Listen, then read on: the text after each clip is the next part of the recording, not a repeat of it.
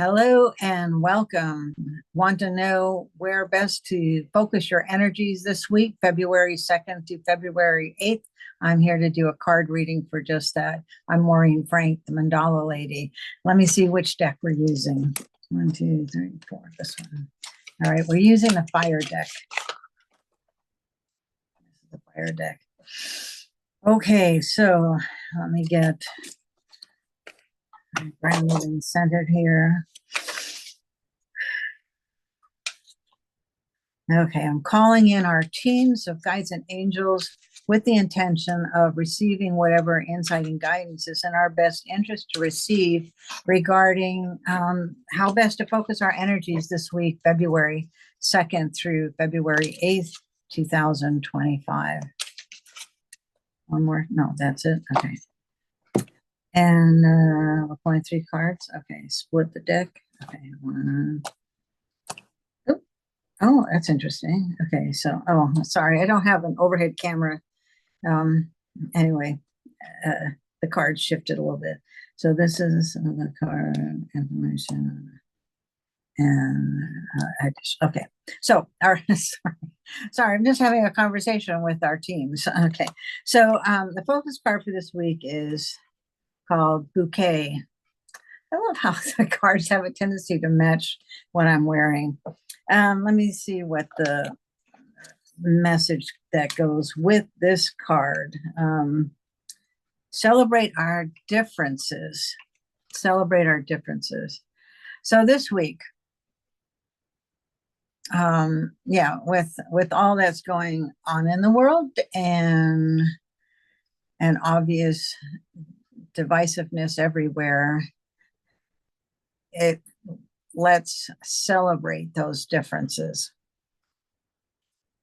Let me see if there's or find ways. Okay, I like that. Find ways to celebrate the differences rather than ignoring, denying, resisting.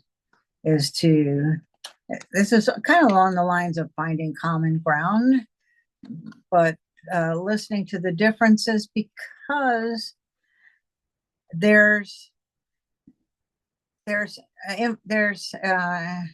insight to be gained from the differences, because and the way you explore that is by asking questions. I just saw a thing on Neil deGrasse Tyson where he talks about kind of the scientific approach is always ask questions regardless of where you are on an issue. Ask questions. So and I'm also getting that we ask questions of ourselves. So as we go about our day, and is to question, say you're about to go out to run errands, ask questions. Is this why am I going out to run errands? Is it necessary?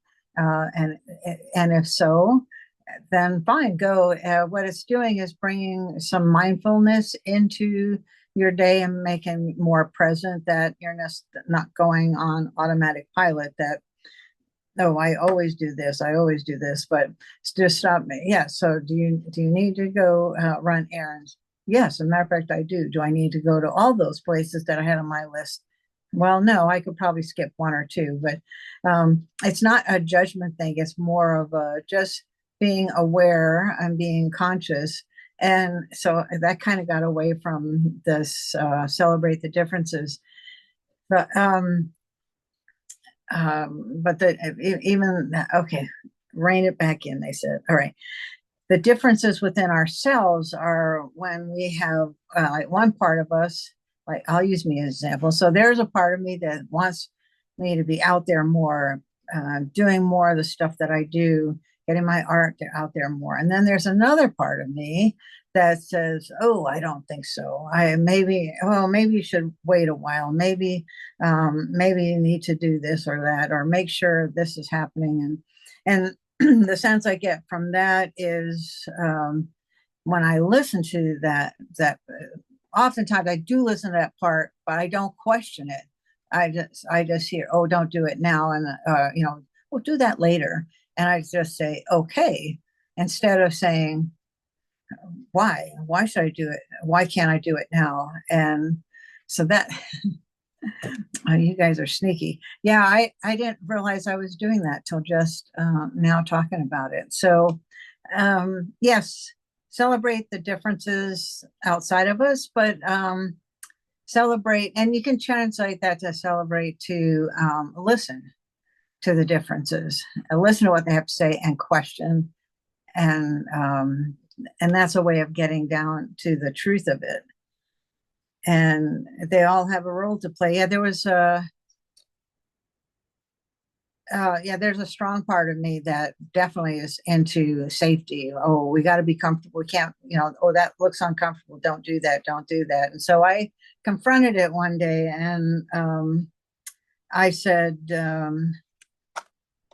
most of the things that I want to do, I appreciate your input on the safety, yet I feel like we need to move forward with this. And I happen to be in Portland, which is about an hour and a half north of here.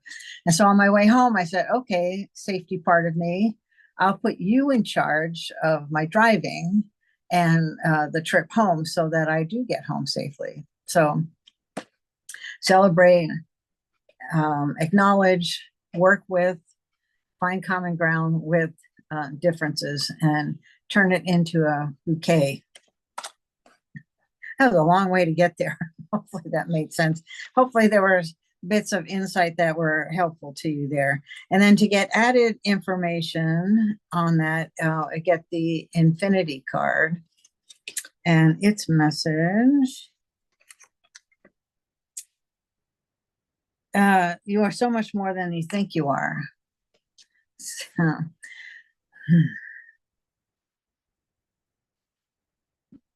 okay, I'm feeling like this is going back to the inner parts of us that are at odds with each other. The parts that say, "Yes, I want to do this," and the other ones say, "I don't think so, not now." That's well, maybe we should let somebody else do that. This card is letting us know, is to kind of reassure that nervous little piglet part of ourselves that gets nervous. Oh dear, we don't want to do that. Is to remind us that there's so much more to us than we realize, and that we give ourselves credit for, and that we access. So, and that's an infinity symbol. Although right now, to me, it looks like a pair of eyes, and this looks like some kind of a headdress on whoever this is. But it looks like sunglasses, actually. Sunglasses. There's so much more to us than we realize. And by questioning, and this ties in nicely really with this month's focus, which is about removing the veil, that which blocks us from being our true selves to being our authentic selves, and to kind of move aside that which is blocking us, and so that we can let the whole of who we are rise and shine. Yeah. So to work with those inner differences, those different parts, and really the parts that tell us, oh no, or negate, or opt for comfort over stretching and pushing the envelope a little bit. They're probably wounded parts of ourselves, and probably something from much earlier in our lives. So as part of this month's reading, we're encouraged to take a look at these fears and limiting beliefs and see where, it's not so much where they're coming from, is just to talk with it, connect with it, and find a way to heal it. And I think in the reading, I suggest like coloring or journaling or something like that. So, so now here's how best to show up. Okay, so we get the orbs card, 8. Magic surrounds us. How's this tie in here? Oh, yeah. If we allow ourselves to be our full potential and let our hearts shine, let our souls shine, um, the magic appears. But it's like the image they're giving me is like you have a bowl of bubble liquid just waiting to turn into bubbles. But until you put your that wand in there to grab some of the liquid and blow into it to create the bubbles will just stay as liquid in the bowl. So yeah, so this kind of begs the question: do we want to shine like the iridescent bubbles that come out of the bubble liquid, or do we want to just say stuck in a bowl, just hanging out in liquid? I'm also, this can also be taking our limiting and beliefs and or fears and putting them into the bubbles and allowing them to acknowledging what they are and then releasing them by putting them in the bubbles and letting them fly off, release them um, to transform into some other kind of energy. All right, so yeah, see the magic. Yeah, the limiting beliefs and fears have something. They have something to say. They I connect with them, listen to them, and then release it, transform it, and or release it. That's our focus for this week. Anything else at that? No. Yes. Okay. That's it. Okay. Until next time, do take care. Bye bye.